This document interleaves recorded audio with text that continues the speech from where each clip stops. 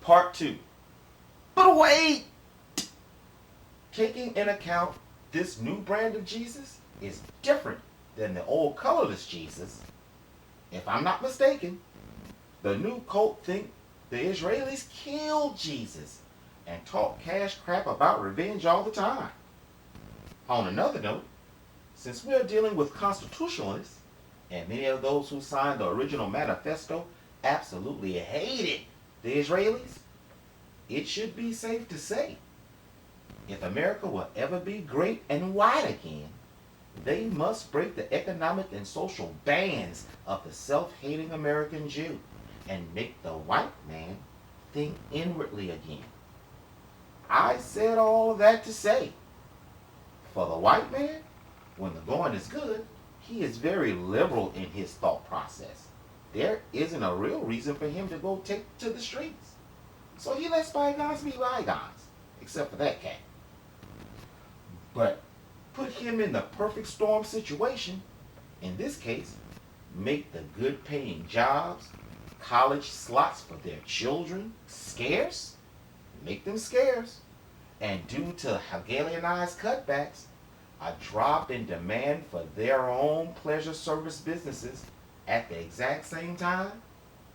Basically, I'm saying, threaten the patriarchal and male privilege of the pure white Christian male's livelihood, his marriage, which will be affected, perceived world status, etc.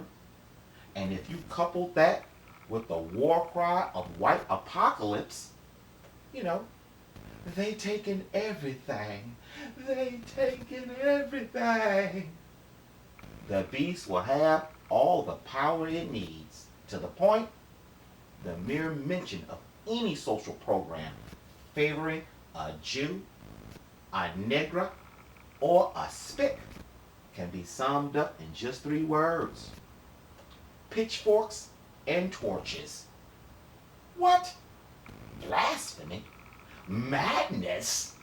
The Americans would never portray Israel? Oh, really? Question. What on earth do you think that entire fiasco with Trump leaking intelligence to the Russians was all about? Plain and simple, people.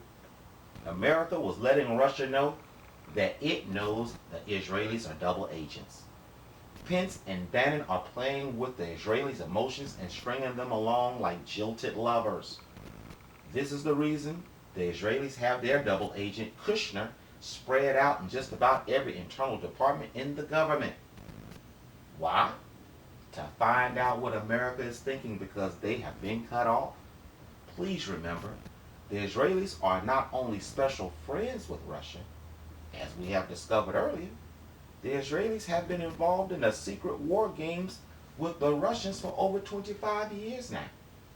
And America simply exposed the Israelis for helping us against the Russians in their proxy war in Syria. This is why it seems Russia has always been 2 steps ahead of America in every aspect in the Middle East. The Israelis were double dipping, and this administration was showing them the gig was up. And again, they killed Jesus.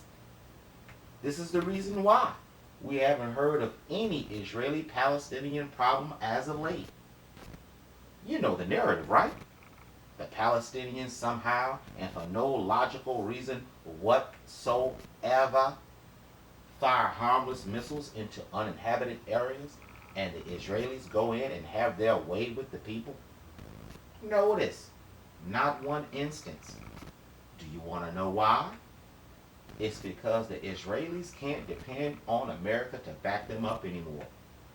Recent examples would be America abstaining their vote from the UN resolution against the Israelis. Yeah. I know that was under Obama. And Trump screamed and howled about how blasphemous it was at the time just to get elected. But I ask you, gentle strangers, what has this administration done for the Israelis lately? The second example is Trump's reversal in plans to move the U.S. Embassy to Jerusalem. Trump's refusal to go into their unholy sites, during his trip, and the far worst slap in the face of them all, the promise of selling high-tech weaponry to those who would love to wipe the Israelis off the map. Again, Bannon is playing the Israelis like a fiddle right now. That is why we hear about all of the infighting between Bannon and Kushner. But I know, I'm colored. And you have just added anti-Semite to my growing list of shortcomings. I got that, and I accept. But before you strip me naked, tar and feather, tattoo a big A on my forehead, and parade me around the city as a warning to others, allow me to ask you a question, triggered strangers. Everybody knows the connection between blacks and the Jews during the Civil Rights Movement. Heck, they write books about it. Well, what would be the compound probability? Actuarial science. What's that, little Miss Ivy? Right, the odds. The exact same MO, that stands for modus operandi. You know, a particular way or method of doing something. What would be the odds they are using the exact same rollback method being used to break the coloreds to break the yoke of Goldfinger's legal oppression as well? And it not be a southern fried version of our raising up a child in the way they should go conspiracy. Are you ready to hear this? According to U.S. News Raw Story under Rex Tillerson refuses to staff the State Department's anti-Semitism office after July 1st. And this was June 22nd, 2017. Quote, according to the Jewish Telegraphic Agency, the remaining two half-time staff members of the State Department's Anti-Semitism Monitoring Office will be reassigned on July 1st, leaving the office tasked with watching trends of anti-Jewish hate crimes and sentiment completely unstaffed. Personal quote. At full staffing, the office employs a full-time envoy and the equivalent of 3 full-time staffers, the JTA noted.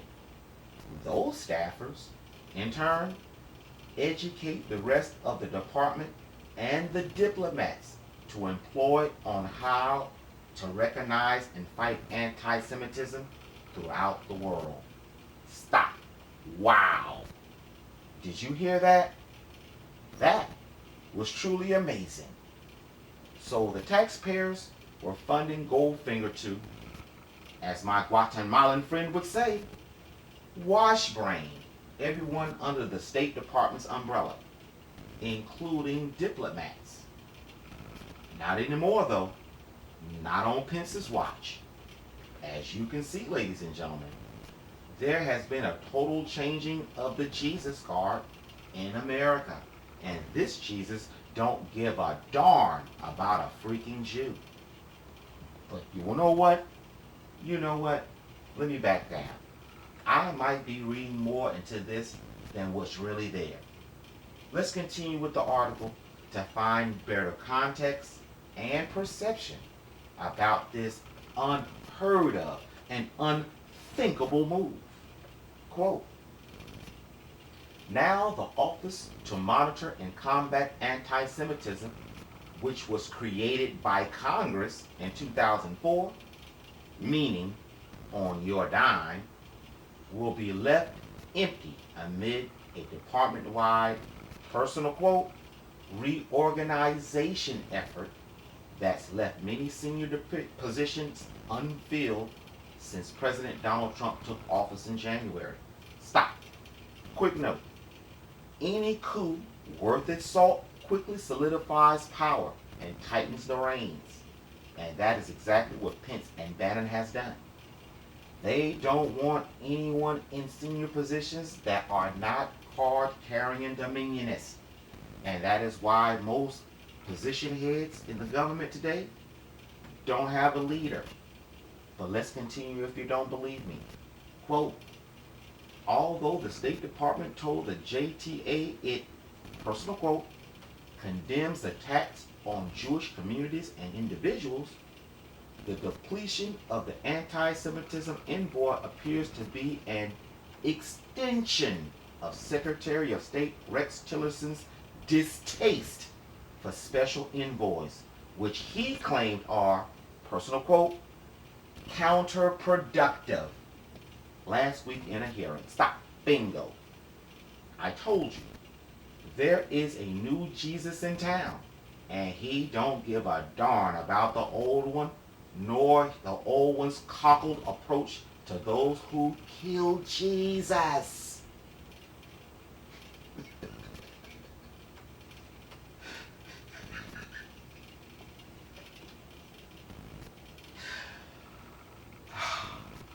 This is a direct disrespect and reversal of fortune for the Israelis. And it once again exposes them to the world as being counterproductive to America's new interests. Please understand, wars have been fought over. Men, women, and children have starved over simple wording and statements. This move is huge. Think about it. This one move basically told the entire Jewish lobby to kiss American butt. What? Yeah, many of the money positions in the government are ran by Jews, but they are self-hating Jews. You know, the 1% who care about no one and nothing but money and power. Think about it. Somebody had to honor and loan Hitler money to make war like a Nephilim worth their salt wood. Guess who did that? Yep, self-hating Jews. If you are still not convinced of this monumental disrespect to the Israelis, perceive the context of what is said next. Quote, Congress people on both sides of the aisles reminded Tillerson in last week's hearing before the House Appropriation Committee, one of the biggest lobby committees you can get on. Start again. Congress people on both sides of the aisles reminded Tillerson in last week's hearing before the House Appropriation Committee that, personal quote, unlike other envoys, the anti-Semitism office is a statute and requires filling. Another personal quote, it is outrageous and offensive that Secretary Tillerson would even suggest appointing a special envoy for monitoring and combating anti-Semitism is unnecessary, particularly given that his State Department committed to filling the post back in April. Representative Nita Lowry, Democrat, New York, told JTA last week. Example, black people, I done told you the Luciferian Jesus cult isn't playing any games. They are going after those their forefathers forbade them to step foot on American soil. Goldfingers. Whether you believe me or not, what are the odds of all of the events that are happening before our very eyes are within the scope of the scriptures, thus my overall theories, and we're not at least on the right track? I know I'm a racist, but what are the odds? What? Yeah, I'm a bigot too, but what are the odds? What? What about my misogyny? What are the odds? What? So damn what I take a joke and make jokes around? What are the odds? You gotta come up with something better than that. What? What does being a xenophobe and all the rest of what you just called me have to do with the odds of these unfortunate events being able to be strung together? What are the odds? And we not on the right track, people. What are the odds? Thank you for looking at this video. Thank you, Ms. Reader. My God's will, look for the